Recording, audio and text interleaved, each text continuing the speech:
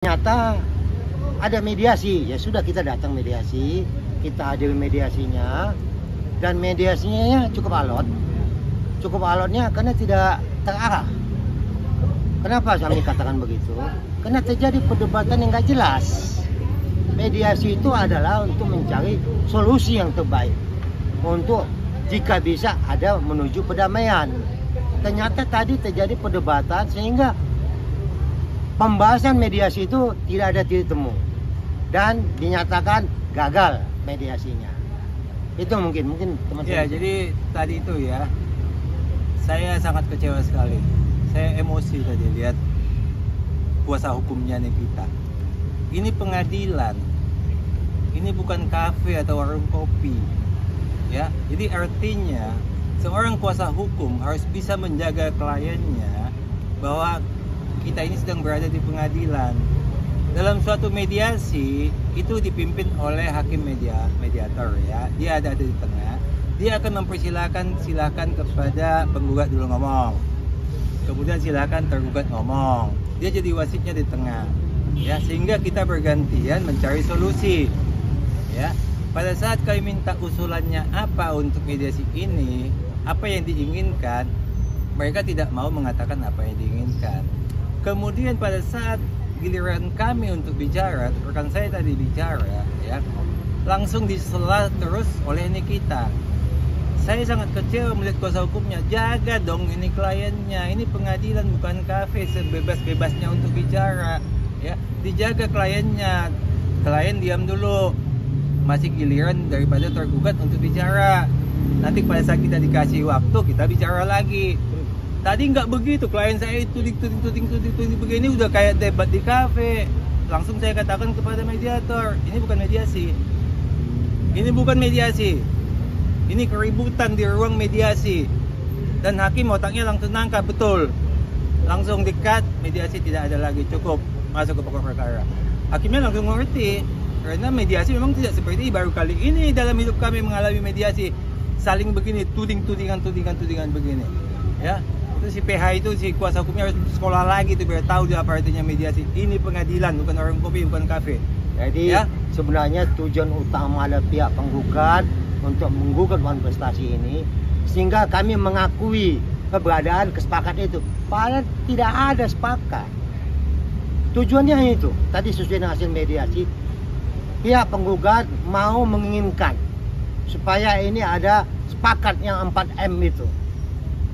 Akhirnya kami tanya, 4M sudah diterima, mau 4M lagi? Kan lucu jadinya. Jadi memang kontestasi ini kami bilang halusinasi. Makanya modus dan halusinasi intinya sebenarnya. Tapi kenapa Dokter Jagladis tidak hadir Pak? Kan ini udah terjadwal mediasinya hari ini. Masalah hadir atau tidaknya, tidak ada jadwal hari ini sebenarnya. Hari ini tidak ada jadwal mediasi. Hanya tadi pada waktu sidang pidana, pihak PH-nya terdakwa meminta kepada majelis hakim pidananya untuk diizinkan mediasi. Hakim menetapkan oke. Tapi kan kami tidak bisa mendadak gitu manggil klien kami. Karena ada waktunya terlalu mepet. Makanya kami bilang kami siap hadirkan seperti apa yang kami sampaikan minggu lalu. Kami minta tanggal 10 hari Kamis. Ternyata mediasinya hari ini, bagaimana kami menghadirkan mereka? Dan sesuai dengan peraturan Mahkamah Agung, mediasi telah dilaksanakan tapi gagal.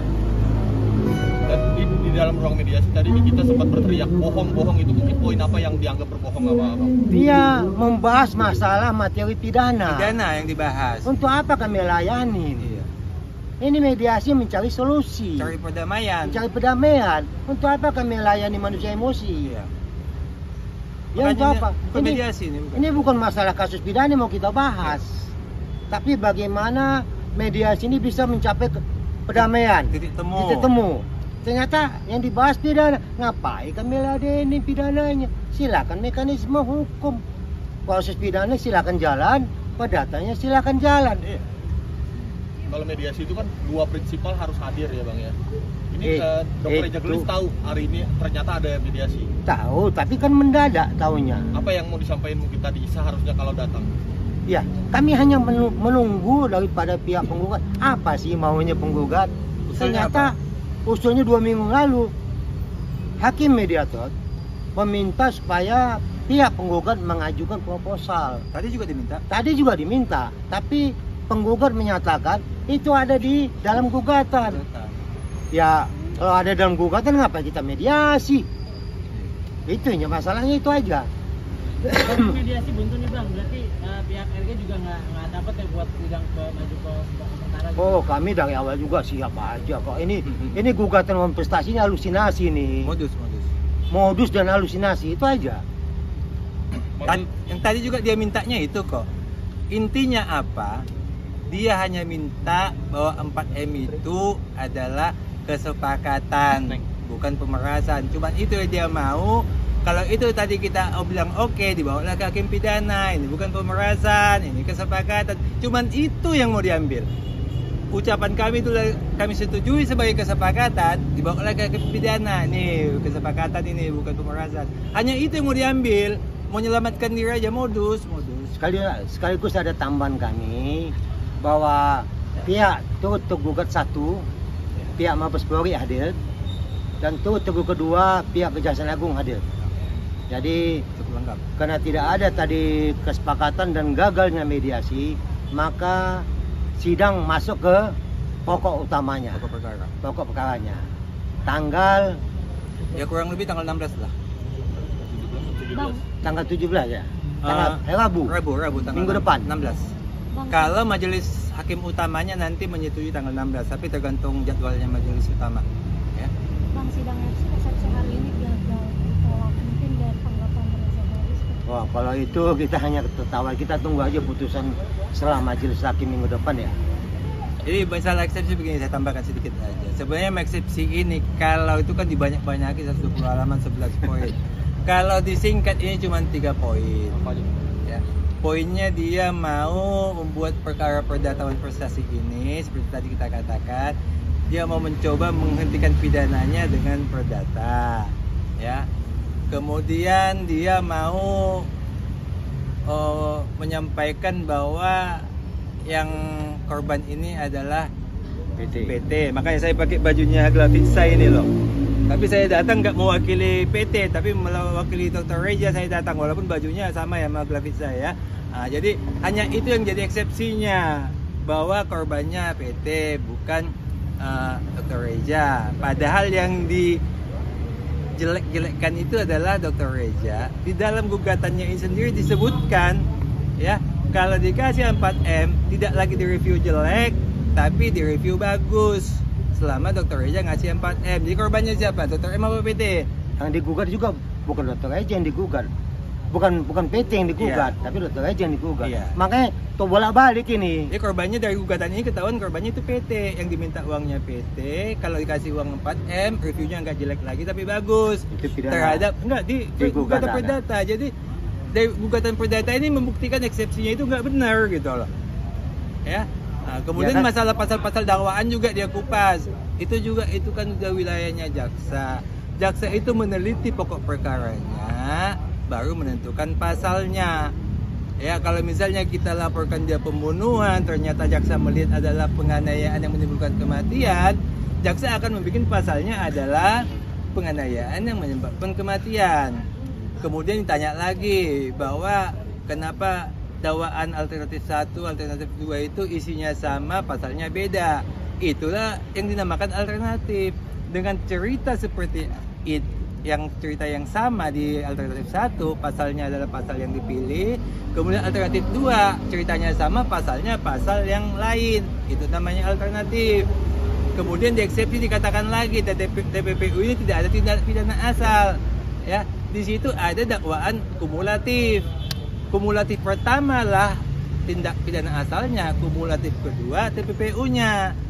Ya, jadi pembuat eksepsi ini mesti banyak belajar lagi, mesti sekolah lagi kayaknya. Jadi dalam eksepsinya juga disampaikan bahwa seharusnya melaporkan PT katanya. Tapi yang digugatnya di perdata Dr. Reza.